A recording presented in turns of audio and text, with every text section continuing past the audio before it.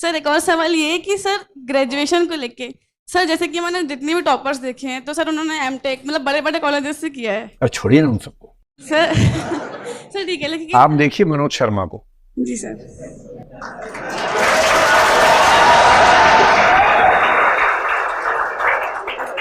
अभी आज सुबह मेरे उससे बात चल रही थी तो विचार हुआ कि वो आज रात को यहीं आ जाए, आज हम गप्पे मारे, पर वो फाइनली हो नहीं पाया।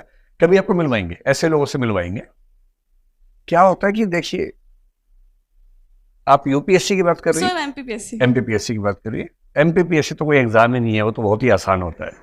कोई एग्जाम एमपीपीएससी, लड्डू भरे हुए लड्डू उठा के खा रहे, उसको एमपीपीएससी कहते हैं। एग्जाम तो यूपीएससी होता है, एमपीपीएससी तो बहुत आसान है, मतलब बहुत आसान। विश्वास कीजिए मेरी बात पर, मैं मजाक नहीं कर रहा हूं। अगर एमपीपीएससी में स्ट्रगल है तो इसका सिर्फ इतना मतलब है कि आप सही डायरेक्शन, सही रणनीति के साथ मेहनत नहीं कर पा रहे। वरना स्टेट्स के एग्जाम सेंटर से काफी आसान होते हैं, और स्टेट्स में भी एमपीपीएससी कई राज्यों से आसान एग्जाम है। मेरा कई राज्यों में ठीक ठाक दखल रहता है परीक्षा पद्धतियों को समझने में, तो मैं बहुत सोच समझ के बात कह रहा हूं। तो जैसे मनोज का तो आईएएस की बात मैं कर रहा हूं भी। आपने कहा कि किसी का एमटेक है, किसी का बीटेक है, कोई आईआईटी से है, ठीक है, वो लोग भी हैं। सिविल सर्विसेज की यही तो ब्यूटी है। सिविल सर्विसेज में हर फील्ड के लोग आ सकते हैं, और कितनी भी कोशिश कर लीजिए, ये बात सही है कि इंजीनियर्स की भूमिका या उनकी मात्रा इन एग्जाम्स में ज्यादा है, और इसकी वजह बड़ी सरल सी है। इसमें यह नहीं सोचने की भेदभाव हो गया है, वरना हम लोग तुरंत आरोप लगाए थे कि भेदभाव हो गया है क्योंकि इंजीनियर ज्यादा है। इसके पीछे का तर्क भी तो है। जनरली हमारे स्कूलों में जो 12वीं क्लास में सबसे ज्यादा तेज है पढ़ने वाले बच्चे, जनरली वो इंजीनियरिंग में जाते हैं। यही तो होता है। तो 11वीं 12वीं तक जो बच्चे पढ़ने में सबसे अच्छे थे, टॉपर्स थे, उनमें से 10 में से 6-7 इंजीनियर ही बन गए, 1-2 डॉक्टर बन गए। ह्यूमैनिटीज में कम जाते हैं, कॉमर्स में कम जाते हैं। 3 या 4 साल की ग्रेजुएशन में ऐसा तो है नहीं कि जीन्स बदल जाएंगे। डीएनए वही है, जीन्स वही है। इंजीनियरिंग करके फिर वो आईएएस एग्जाम देने लगे, मान लीजिए। आर्ट्स के बाद भी लोग आईएएस एग्जाम दे रहे हैं। पर क्योंकि पहले जो स्कूल में सबसे ज्यादा पढ़ने वाले बच्चे थे इंजीनियर बन गए थे, वो अब भी पढ़ रहे हैं। इंजीनियर टॉप कर गए ऐसा नहीं है। दरअसल वो बच्चे जो स्कूल लाइफ से ही बहुत पढ़ रहे थे, जो संयोग से इंजीनियर भी बने बीच में, वो टॉप कर गए क्योंकि वो बचपन से टॉप कर रहे थे। तो ये इतनी आश्चर्य की बात नहीं। लेकिन ह्यूमैनिटीज में, कॉमर्स में जो बच्चे होते हैं वो दो तरह के हैं। एक वो 5-10% जो पढ़ने में बहुत अच्छे थे स्कूल में, पर बाई चॉइस कॉमर्स लिया या ह्यूमैनिटीज लिया। आप मेरी बात से सहमत होंगे कि ऐसे बच्चों की संख्या 5% से ऊपर नहीं है इस समय।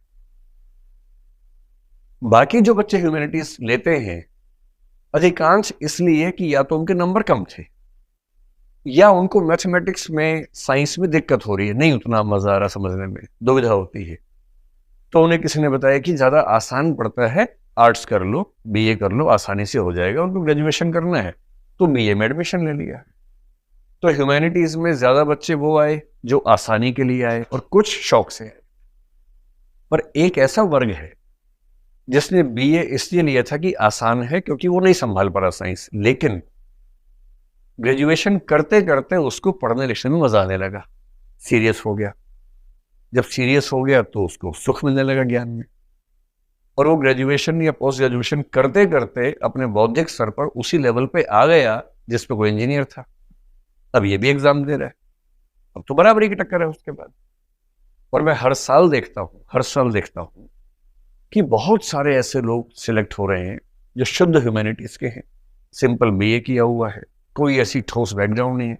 इसी बार जो रिजल्ट आया, 2-4 दिन पहले रिजल्ट आया, उससे मध्य प्रदेश के जो बच्चे निकले हैं, एक बच्ची खरगोन से है 257 रैंक पर, मनीषा धारवे। उसके पूरे, मतलब पूरे ट्राइबल बेल्ट में कोई बच्चा आज तक आईएएस नहीं बना, वो आईएएस बनी है। एक बच्ची भोपाल से निकली है जो भारती साहू नाम है, उसकी बैकग्राउंड देखिए, उसके फादर ऑटो चलाते रहे हैं।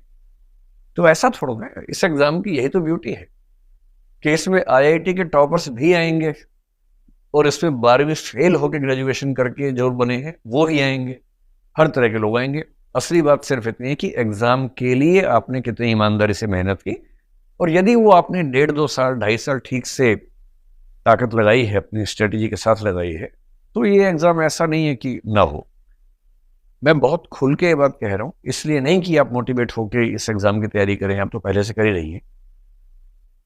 आईएएस का एग्जाम मुश्किल नहीं है यदि आप सामान्य बुद्धिमत्ता के स्तर पे हैं और मेहनत करने को तैयार हैं। और एमपीपीएससी का एग्जाम आईएएस की तुलना में बेहद आसान है, बशर्ते स्ट्रेटजी ठीक हो, मुश्किल नहीं। और ये मैं बहुत होशो हवास में कह रहा हूँ, मुझे ये कहने में जरा से भी दुविधा नहीं, ठीक है। तो आईआईटी वाला कोई मिले कि मैंने तो आईआईटी से बीटेक किया, एमटेक किया, तुमने क्या किया? सर मैंने तो सर ये अटल बिहारी कॉलेज है सर, यहीं पास पे ही है सर, हाँ। वहाँ से डिग्री करी है। आप बोलना मैं अटल बिहारी महाविद्यालय से बीए करके आई हूँ, हाँ सर। और अटल बिहारी जी ने भी बीए ही किया था और वो पूरा देश संभाल रहे थे, जी सर। और मैं उस देश में रहती हूँ। और सीधी सी बात है, जब देश का प्रधानमंत्री बिना बीटेक एमटेक की इतना देश संभाल सकता है, तो मैं जिला नहीं संभाल सकती? जी सर। ऐसी कौन सी खास बात है? तो डरना नहीं है किसी से, खौफ में तो रहना ही नहीं। कोई आपको डराए ना कि मैंने एमटेक किया है, अब बोलो बधाई हो, मैंने एमए किया है, तो क्या फर्क पड़ता है? जी सर। है ना, डरना नहीं, मस्त रहना है। चलिए।